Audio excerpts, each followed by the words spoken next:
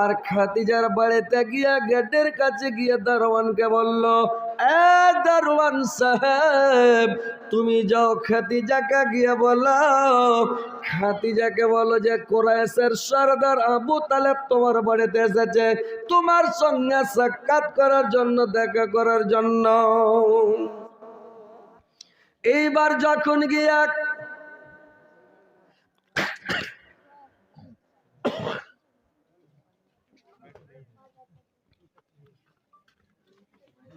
এটা পোকা এসে ঢুকে গেছে। এবার কি করেছে ভাই, যখন দারোয়ান গিয়া খাদিজাকে বলল, খাদিজা কুরাইশের সর্দার আবু তালেব আপনার গেটে দাঁড়িয়ে আছে, খাদিজা আপনাকে ডাক দিচ্ছে, আপনার সঙ্গে কিছু কথা বলবে, কিছু আলাপ আলোচনা করবে। এইবার খাদিজা কি করল, দারোয়ানকে বলল, রে তাড়াতাড়ি যাও, আমার চাচা আবু তালেবকে ডেকে নিয়ে আসো, বাড়ির ভিতরে নিয়ে যাও। বাড়ির ভেতরে নিয়ে যাওয়া হলো, তাকে বসতে দেওয়া হলো, তাকে চা নাস্তা টিফিন টাফিন করালো, কিছু খাওয়া দাওয়া করালো। এইবার খাদিজা এবার আল্লাহর নবীকে আর আবু তালেবকে নিয়ে বসে এবার আলোচনা শুরু হলো। খাদিজা বলল, চাচা কি ব্যাপার চাচা, আজকে পা বড় হয়েছে আমার বাড়িতে চলে এসেছেন, কি খবর চাচা বলুন তো। আবু তালেব বলল, রে খাদিজা শুনো রে মা, তুমি তো জানো বাবা আমি কুরাইশের সর্দার, আমি কাবার মোতাওয়াল্লি, কিন্তু আমার অবস্থা খুব গরিব, আমার অবস্থা খুব দুর্বল রে বাবা। আর আমার ভাতিজার ব্যাপারে তুমি সব কিছু ভালো করে জানো রে মা, যে তুমি ভালো করে জানো যে আমার ভাতিজা মুহাম্মদ ইয়াতীম, তার বাবা না 6 মাসের গর্ভে বাবা মারা গেছে, তুমি জানো 6 বছর বয়সে তার মা আমিনা মারা গেছে, খবর তুমি জানো খাদিজা। 8 বছর বয়সে ওর দাদু জান আব্দুল মুত্তালিব মারা গেছে, এই খবর তুমি জানো রে মা। আমার ভাতিজা ইয়াতীম, মাওড়া মা নাই বাবা নাই, আমার ভাতিজাকে তোমার বাড়িতে নিয়ে আসলাম, যদি কোনো কাজ কর্ম যদি থাকে তো আমার ভাতিজাকে লাগাও, আমার ভাতিজার অনেক টাকা পয়সার দরকার, আমার ভাতিজার গাড়ির দরকার, বাড়ির দরকার, অনেক টাকা পয়সার দরকার আছে রে মা। এবার খাদিজা বলল,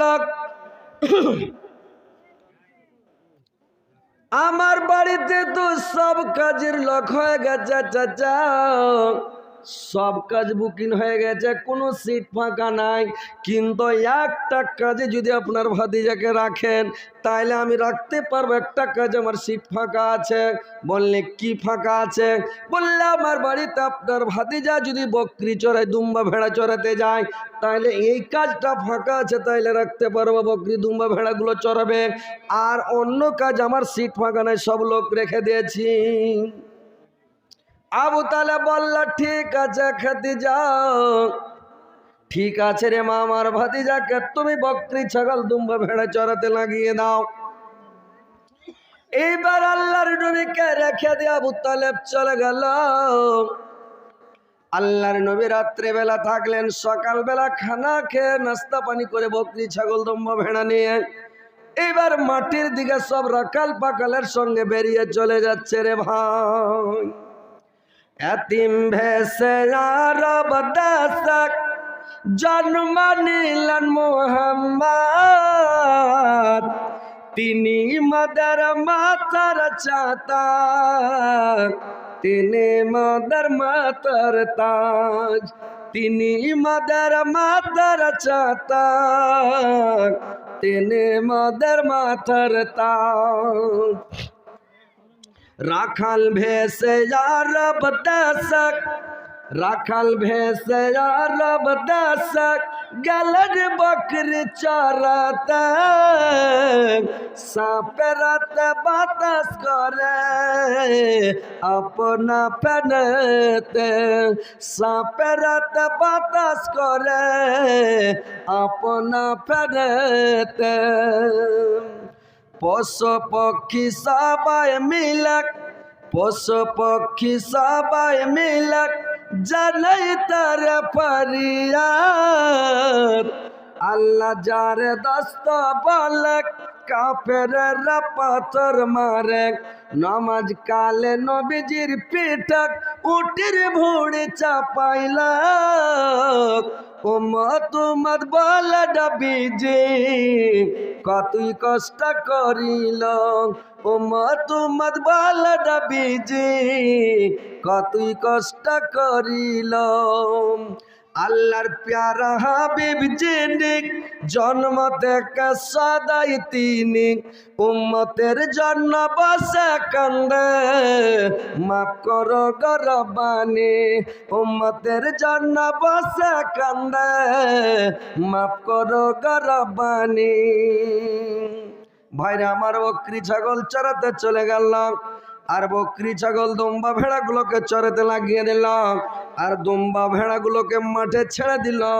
একটা গাছের তলে আল্লাহর নবী একটা গামছাকে বিছিয়ে দিলেন আর গামছা বিছিয়ে শুয়ে গেলেন সারাদিন আল্লাহর নবী শুয়ে থাকেন সারাদিন বকরিগুলো মাঠে চড়ে রে ভাই বকরি ছাগল দুম্বা ভেড়াগুলোকে ঘুরাইতে হয় না চড়ছে একটাও বকরি ফসল খেতে যায় না মানে ধানের এলে যায় কোনো ফসলের এলে যায় আর ফসল খায় না ওখান থেকে আবার চড়তে চড়তে ফাঁকা দিকে চলে আসে এরকম করে তো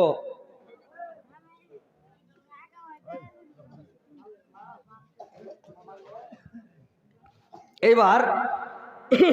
চা দিবেন তো একটু ওই লেবু দিয়ে না বিনা লেবু একটা চা লেছেন ফটাফট মানে পোকাটা ললিতে বেঁধিয়েছে মানে ভিতরে যায়নি ওকে না ঢুকাইলে আর হবে না বাড়িতে তো আসবে না ওকে দিতে হবে তলে তাইলে ভিতরে গেলে ওর ভিটামিন শুরু হয়ে যাবে লেবু দেবে না বিনা লেবুতে একটা চালিয়েছেন এইবার আল্লাহর নবী শুয়ে আছেন আমার নবী শিশু নবী ছাগল চরাতে যায় ছাগল চরিয়া শিশু নবী গাছতলায় ঘুমায় রোদ্র যখন এসে গেল রোদ্র যখন এসে গেল আমার নবীর গায় মেঘরাতে ছায়া করে রোদ্র নাহি পায় মেঘরাতে ছায়া করে রোদ্র নাহি পায় আমার নবী শিশু নবী তুমি সবার শেষ তোমার কথা বুঝতে পেরে জাগলো সকল দেশ তোমার কথা বুঝতে পেরে জাগলো সকল দেশ ভাইরে আমার সন্ধ্যা যখন হয়ে যায় গ্রামের রাখাল পাখালগুলোর সময় যখন বকরি দুম্বা ভেড়া উঠ নিয়ে যখন সবাই বাড়ির দিকে রওনা হয় আল্লাহর নবী যে বকরিটি দুম্বা ভেড়াটি চড়াতে নিয়ে গিয়েছে ওই দুম্বা ভেড়া বকরিটি এক জায়গায় সবটি জমা হয়েছে আল্লাহর নবী সবটিকে নিয়ে এইবার বাড়ি চলে যায় একবারও দিনে বকরি ঘুরাতে হয় না ঘোরাঘুরি করতে হয় না কিছু করতে হয় না এইবার রাখালগুলো দেখেন এই রাখালগুলো দেখে এদের হিংসা হয়ে গেল এই রাখালগুলো তখন পেট ফুলাফুলি শুরু করলো সব আলোচনা করতে লাগলো এদের মধ্যে আলোচনা করতে লাগলো আর বলতে লাগলো কি ব্যাপার সারাদিন মোহাম্মদ খালি নিন পড়ছে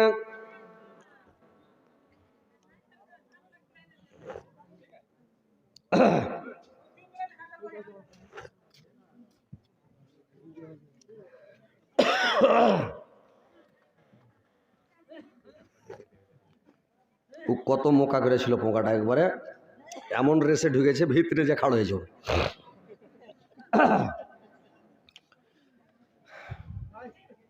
এইবার 2 দিন 4 দিন 5 দিন 7 দিন 10 দিন যেতে যেতে রাখাল গালা আলোচনা করে খাদিজার কাছে যাইয়া দরখাস্ত দিছে যে খাদিজা তুমি যে তোমার বাড়িতে যে রাখাল আছে এই যে ছেলেটাকে রেখেছো মোহাম্মদকে, এই ছেলেটা